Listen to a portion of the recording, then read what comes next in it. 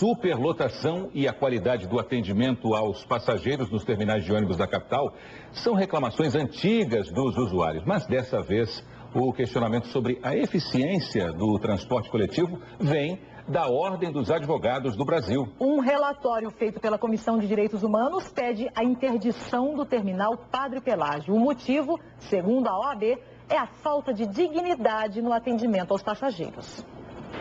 O dia mal amanheceu, mas já faz tempo que começou a luta de quem cedo madruga. Um dos caminhos que levam ao terminal Padre Pelágio é a Rua Apá, no bairro Ipiranga. É a rua mesmo, porque não tem calçada.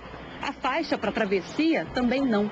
Além dos pedestres, carros, motos, é por aqui que os ônibus também chegam.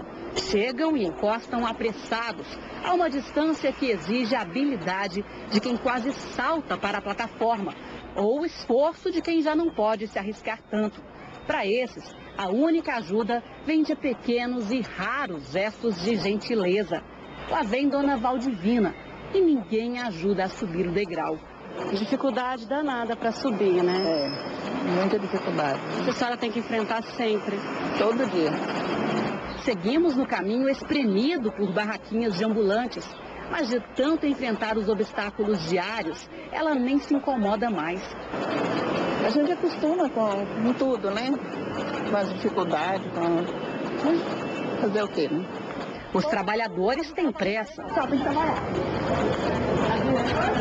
Mas reparam sim. Dentro aqui é custoso, né? Para pegar unhas. Principalmente aqueles que têm alguma dificuldade de locomoção, como a Viviane, que trazia no colo a Sofia, de 7 meses. É alto esse degrau, né? É, e não tem um acesso para cadeirante aqui. Então fica mais difícil também. E aí a gente poderia utilizar, né? Seu Robervan e Dona Marivone, que levavam a Thaís numa cadeira de rodas. Está precisando mais respeito, né? Como é que chama? Especial, né? Só a gente que sabe a minha dificuldade. Necessidades básicas se tornam complicadas. Você precisa usar o banheiro, por exemplo, como é que é? Mas aí você tem que arriscar, né? Arriscar por quê? Ah, porque suja demais, fedido, não tem higiene nenhuma. O banheiro feminino foi reformado recentemente, mas os problemas de acesso não foram resolvidos. Como é estreito e apertar o banheiro feminino, a gente vê pela parede que foi reformado recentemente. Olha a porta, espaço certinho de uma pessoa, uma cadeira de rodas não passaria por aqui. Aqui o lavatório, não tem sabonete, papel toalha também não tem, e nem papel higiênico. E isso sem contar o obstáculo aqui de fora. O balcão de informações não tem ninguém. As placas orientam. Obedeça a faixa amarela. Mas onde ela está? É proibido atravessar fora da faixa de pedestres. Mas que faixa, gente? Uma opção para não ter que disputar espaço com os ônibus é este túnel, mas como vocês podem ver, não tem ninguém enquanto lá em cima está lotado. Isso não é difícil de entender, porque a aparência não é boa. As paredes estão todas pichadas, o cheiro é ruim, a sensação de insegurança é muito grande. Imagine isso aqui durante a noite. E além disso, essas rampas, que seriam uma opção de acessibilidade, estão fora do padrão e não atendem às necessidades daqueles que realmente precisam. Os problemas foram apontados pelo relatório da Comissão de Direitos Humanos da OAB, que conclui: o terminal Padre Pelágio deve ser objeto de interdição urgente até que se ofereça um serviço com um mínimo de dignidade. Quem usa o transporte coletivo concorda. Tá horrível o transporte coletivo. Só aumenta a passagem, mas melhorar o transporte nunca melhorou, não. Aqui tá meio, né?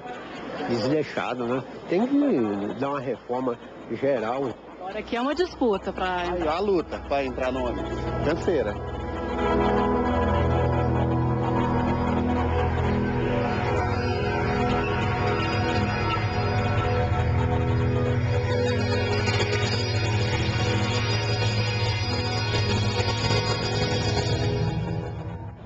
E aqui com a gente no estúdio do Jornal Anhanguera, o presidente da Ordem dos Advogados do Brasil, Seção Goiás. Doutor Henrique Tiburcio, doutor, muito boa tarde. A pergunta é, vocês no relatório recomendam a interdição. Vocês vão, se for preciso, à justiça para garantir o fechamento do terminal? Vamos à justiça. Se for esse o caso, se não houver realmente por parte das empresas responsáveis pelos terminais, melhorias no sistema, melhorias no próprio terminal, nós vamos até a justiça para garantir à população um atendimento digno. Presidente, vou pedir para o senhor continuar com a gente, porque esse vai ser um dos principais assuntos da edição de hoje do Jornal Anhanguera e nós vamos voltar a conversar. Como eu disse, esse é só mais um capítulo polêmico para a questão do transporte coletivo.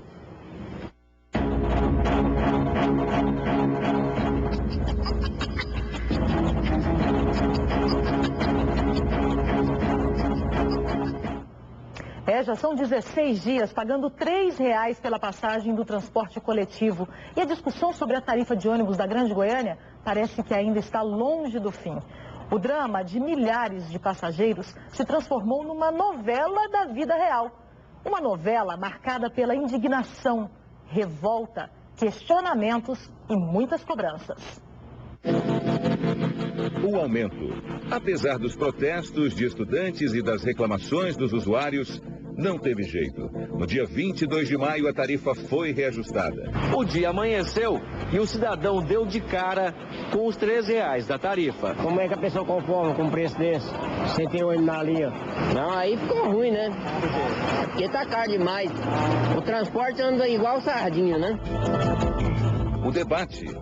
O JA levantou a discussão.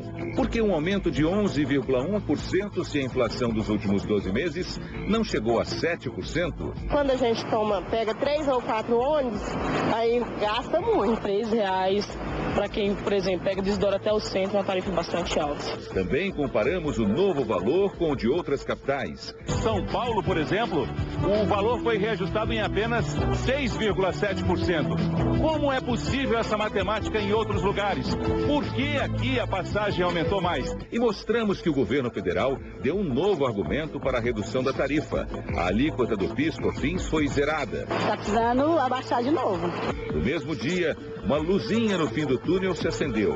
A CMTC admitiu a possibilidade de revisar a tarifa. O debate ganha força. O JA levantou a bandeira e a discussão recebeu novos aliados.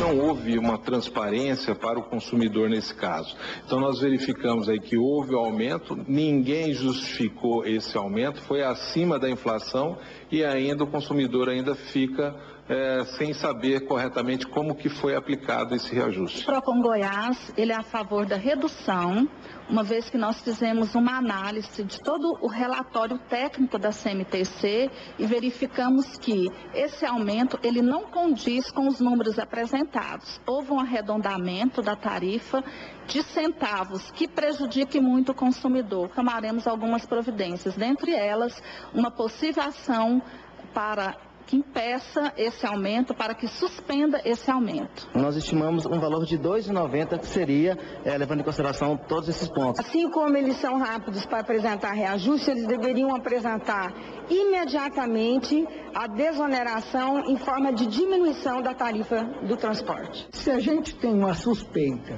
de que o aumento é indevido, nós temos que voltar a tarifa para o preço anterior, e aí tá bom.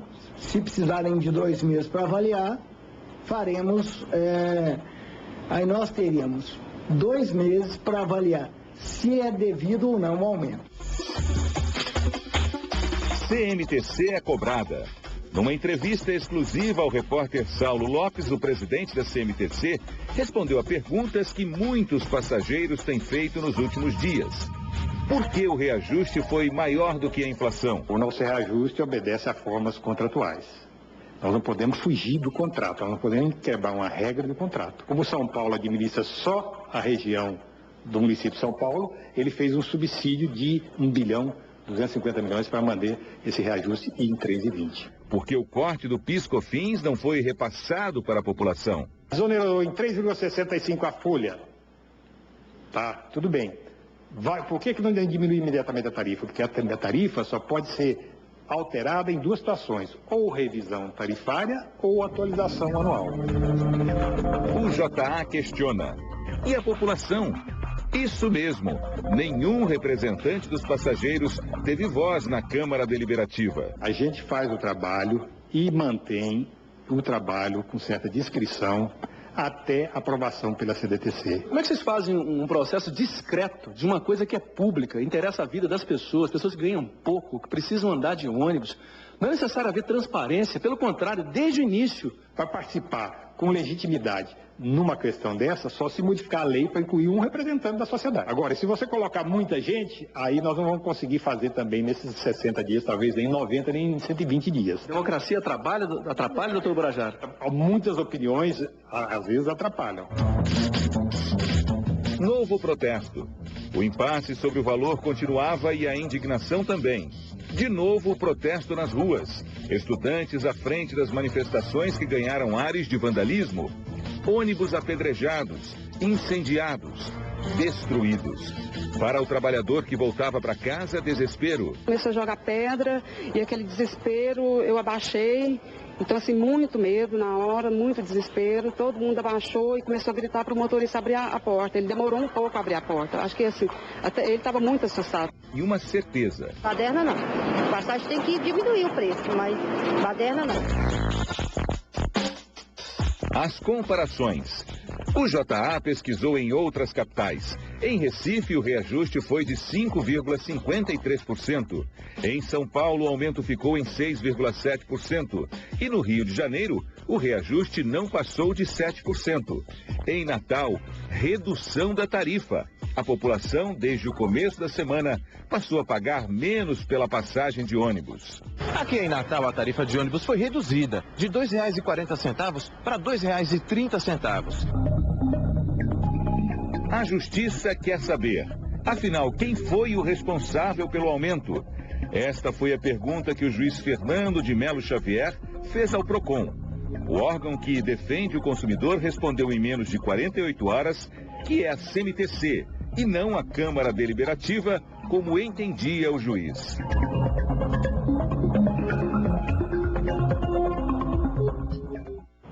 Apenas uma correção na reportagem, falamos que Isaura Lemos é vereadora, como todos sabem, na verdade ela é deputada estadual. Voltamos a conversar aqui com o presidente da OAB, Seção Goiás. Presidente, há algumas pessoas interessadas em manter a situação do jeito que está e não rever rapidamente o valor da tarifa, podem dizer que a OAB está aproveitando essa onda dessa discussão aí para levantar essa polêmica sobre a estrutura dos terminais. Mas é importante a gente acrescentar aqui a essa discussão que esse relatório tem 8 meses. Na ocasião, vocês pediram a interdição do terminal Padre Pelágio e nenhuma providência foi tomada. Como é que vocês sabem disso? Desde outubro do ano passado nós fizemos realmente essas vistorias em vários terminais, constatamos as condições precárias do atendimento ao público ali e sugerimos a interdição, inclusive, do terminal Padre Pelágio até que seja adequado para dar o atendimento digno à população. Voltamos agora, na última terça-feira, até o terminal e vimos que nada se modificou, pelo contrário, a situação está absolutamente a mesma que nós vimos há 8 meses. Nós vamos reforçar o pedido de interdição. Quando vocês vão fazer isso? Nós vamos fazer imediatamente. Então, logo fique pronto o relatório de vistoria dos outros terminais que nós estamos fazendo também. Nós vamos pedir novamente essa interdição. Agora, presidente, há 8 meses, quando foi feito esse primeiro trabalho de vistoria, o terminal Padre Pelágio passou por uma reforma. Mesmo depois da reforma, como Giovana Dourado mostrou na reportagem, pelo menos o banheiro foi trocado, o revestimento, mesmo depois da reforma, isso não mudou por lá? Os problemas básicos continuam, problemas de acessibilidade, problemas de segurança, sobretudo, problema de superlotação nos ônibus, organização do acesso aos ônibus. A gente viu que não há sequer faixas ali para delimitar, as pessoas correm risco com a aproximação dos ônibus. Tudo isso continua exatamente igual. O que houve foi uma pequena reforma, troca de revestimentos, mas não resolve o problema principal. Os banheiros continuam, como foi visto, inacessíveis a quem tem dificuldade de mobilidade. Agora, presidente, a gente sabe que o poder público, de uma maneira geral, ele não é rápido na tomada de decisões, a não ser quando é para reajustar o valor. Para voltar ao valor antigo, geralmente demora bastante. Vocês estão apontando problemas que continuam existindo e pedem soluções. Essas soluções, se forem tomadas, elas também não vão trazer resultados imediatos. Qual é o prazo que vocês vão dar? E como é que vocês pretendem entrar ou não na justiça? Olha, é preciso dar um prazo, evidentemente, razoável para isso. Mas uma coisa que nós defendemos, a redução imediata da tarifa. Todo contrato pressupõe obrigações e direitos. Não se pode simplesmente alegar só o direito sem se pensar na obrigação. Ali se prevê um serviço de qualidade relativo a uma tarifa que não é barata. Então, isso precisa ser encaixado. Após isso, nós estimamos que um prazo de 1 ano para se resolver o problema de todos os terminais e os problemas mais graves do transporte coletivo. Presidente da OAB, Seção Goiás, Henrique Tiburcio, a gente agradece a sua presença aqui. Temos certeza que a OAB vai acompanhar essa questão de perto e o JA também. Muito obrigado. Eu que agradeço.